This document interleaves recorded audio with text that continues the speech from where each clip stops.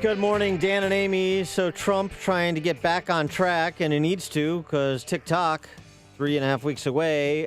He's in West Palm Beach yesterday, and he's getting back to talking about the American people and their aspirations rather than Donald Trump and his peccadillos, saying this.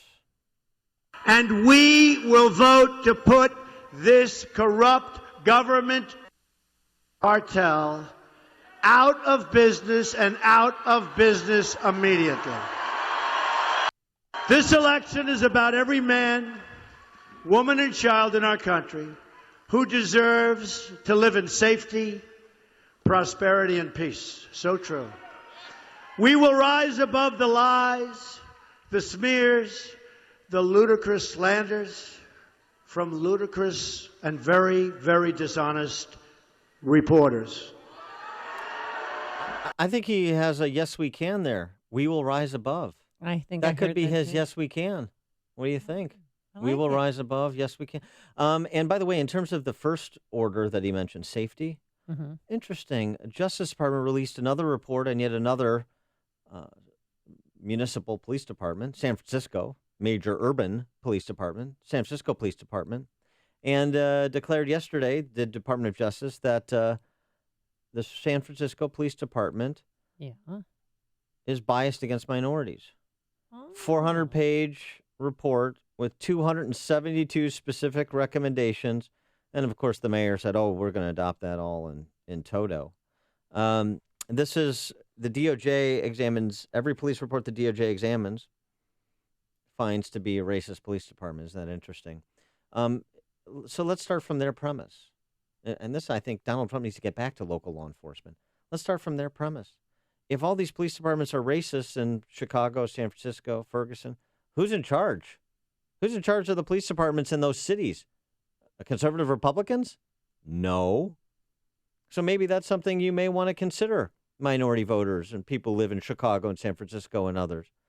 And then go on to say, well, of course it's not true. Department of Justice is just a racially political organization. Might as well be a PAC. It's not an institution for the administration of law. That's what it's become under this president. And the idea that all these police departments are systemically racist is ridiculous. But if we start from the premise of the left, then don't we have to hold those in charge of these police departments in these cities accountable? That'd be an interesting discussion. It'd be a lot better than talking about Billy Bush. All right. And also, we need to talk about some matters economic. They were discussed at the debate in part, but overshadowed, of course. Steve Moore, Trump campaign economic advisor, joins us now. Steve, thanks for being with us again. Hi, guys. By the way, I was on C-SPAN. I did a debate against the Gene Sperling, who's Hillary Clinton's chief economist. And I started my talk up by saying, look, I admit it's been a tough 10 days for Trump. And I thought that things couldn't possibly get worse. And then the Chicago Cubs scored 4 runs in the bottom of the ninth. And it just made my day. So, and by the way, if I sound a little raspy this morning, I was at the Washington Nationals game till 1:30 in the morning last night. I don't know if you guys saw it. Yeah, sorry about that. 4-3 and so I was hoping it would be the Nats and the Cubs, but Cubs Dodgers, and we're going to beat them. Anyway, on your point about the cities, look, this is one of Donald Trump's strongest points. You just mentioned San Francisco. Gee, I thought San Francisco is the heart of progressive governance, right? I mean, isn't that where progressivism was born, in the heart of liberal San Francisco? And they've got a racist police department. It is so interesting. If you want to see Bernie Sanders / Hillary Clinton socialism, folks, just go to Detroit, go to Cleveland, go to Milwaukee, go to Newark, go to these cities that are falling apart. And Trump makes a strong point here. What have the liberals done? Every liberal policy has been in play for 30, 50, 75 years, and yet these cities are falling apart under liberal governance. I saw you last night at a debate on CNN. They played that in Washington, D.C., so that's why you're there, so you can mix business with pleasure. But one question that they asked you is, how Donald Trump is going to achieve his goal of 4% economic growth. Well, I've been the one who's been saying that, and I put that in this year. We're going to have 4% growth, aiming for 5 years, and we're going to do this two or three policies. Number one, we're going to repeal Obamacare. Obamacare is a killer of the economy. The premiums are going up 25%. People are seeing it right every day. They pay every week or month. They pay their health insurance premium bills. Number two, we're going to get those taxes down to 15% on every business in America. Amy, if we do that, I guarantee jobs and businesses are coming back to this country. They're not going to leave. They're going to come here. It worked under Reagan, and it worked under JFK, for goodness sakes. And then third, we're going to do the pro-American energy policy. We're going to drill for American oil and gas, and we're going to mine our coal. We're going to put every single coal miner that Barack Obama has put out of a job back into a job on his first day in office. Well, I'll tell you what, Ken Bone is going to be very happy to hear that.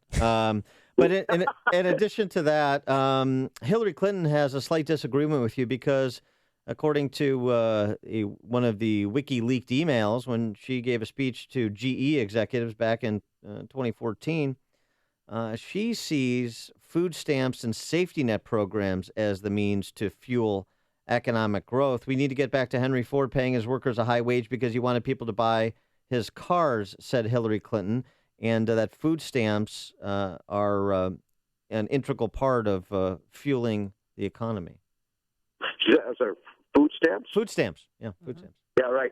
I mean, that's the Nancy Pelosi, Barack Obama line, right? The more people we put on food stamps, the better the economy performs. Right. And they believe this. I mean, they've been saying this for 7 or 8 years. And by the way, this is supposed to be the 7th, 8th year virtually of a recovery, and we still have 42 million people on food stamps. I mean, if they were right, by the way, that food stamps is a way to stimulate the economy, then why don't we just all go on food stamps? I mean, give everybody free food, right? And we're gonna create a Garden of Eden. We're gonna have the fastest growing economy in the history of mankind because everybody's gonna have free, we're gonna have free healthcare, free college, free daycare, free everything, free food. Yeah. Who's going to pay for all of that? Well, and speaking of free health care, that was a discussion on Sunday night's debate. And Hillary Clinton didn't do a terribly good job of kind of explaining away the comments of her husband about Obamacare and essentially offered what we expect she would offer, which is the problem with Obamacare is not big enough. You got to scale it. That's right. And look, people should be very clear on this. If Hillary Clinton wins, she is going to finally achieve her grand vision. Which, remember, when she first burst on the American political scene back in, 1993, when she was the first architect of Hillary Care. Her problem with Obamacare is it didn't go far enough in socializing our medical care system. So, the choices here are: do we use competition in the private sector, or do we have a government-run healthcare system? I guarantee you, ladies and gentlemen, if Hillary Clinton wins this election, we are going to a single-payer, government-run healthcare system. It's going to be a Soviet-style system, and if you don't like your doctor, tough. If you don't like your hospital, tough. You're going to go where they tell you to go. All right. So, latest polls showed Donald Trump down 5% in North Carolina. In Ohio, he's tied. But insiders are saying that he has given up on Virginia. Is there any truth to that? Do you know, as a Trump surrogate?